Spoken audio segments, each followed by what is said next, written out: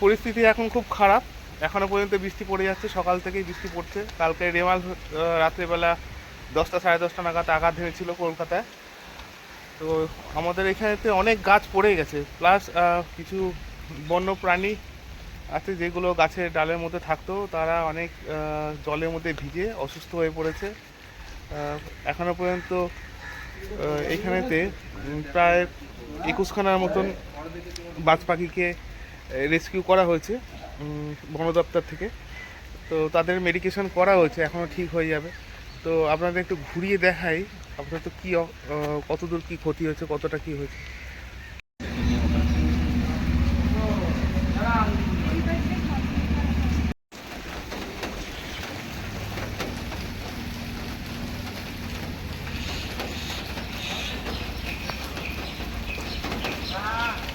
বড় বড় গাছ ভেঙে পড়ছে, গাছের সামনে থাকতে ভয় লাগছে সত্যি।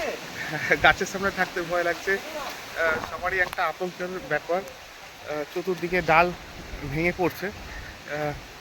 এখানে তো অনেক ছোট ছোট অনেক বড় বড় গাছের ডাল ভেঙে পড়েছে।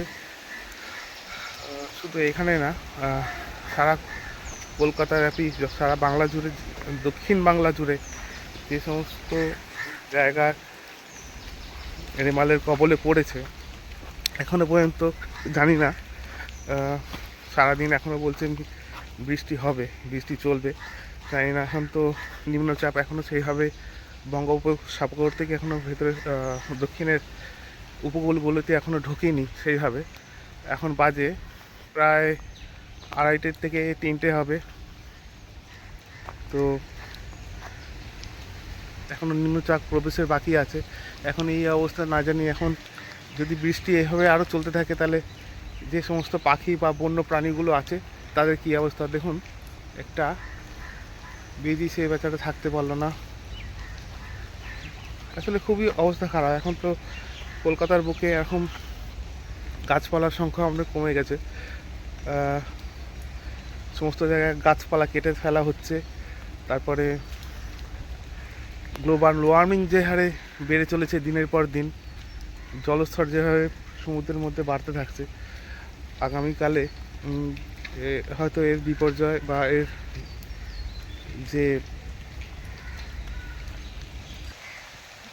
অসুবিধা, গ্লোবাল ওয়ার্মিংয়ের যে একটা চেতনা, যে প্রকৃতি তাকে তার পরিচয়টা দেয়, প্রত্যেকটা বারে বুঝিয়ে দেয় যে গ্লোবাল ওয়ার্মিং হচ্ছে, তার ভয়ানক পরিণতি কী হতে পারে মানুষ জীবজগতের পক্ষে বা মানুষের পক্ষে, মানুষ জাতির পক্ষে। তো এই হচ্ছে বিষয়। তো অত বড় বড় গাছ ঝড়েতে আছড়ে পড়েছে রেমালের জেরে। তা এখন কত হচ্ছে, আমরা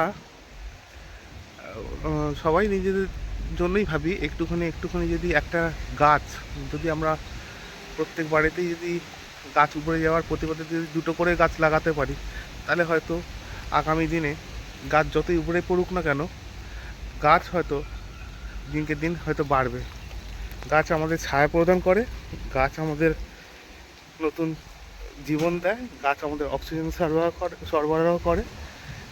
তো গাছ আমাদের ভূমিক্ষয় রোধ করে। ভূমিক্ষয় মানে মাটি, মাটি আমাদের মাটিতে, গাছের মূলটা মাটিতে আঁকড়ে থাকে, যার জন্য মূল মাটি ধুয়ে যায় না। তাই গাছ লাগানো খুব দরকার। বন্ধুরা, গাছ লাগান, একটি গাছ একটি প্রাণ। ফিরে আসবো আবার নতুন ভিডিও নিয়ে। আপাতত আজকের ভিডিওটা এখানেই শেষ করলাম।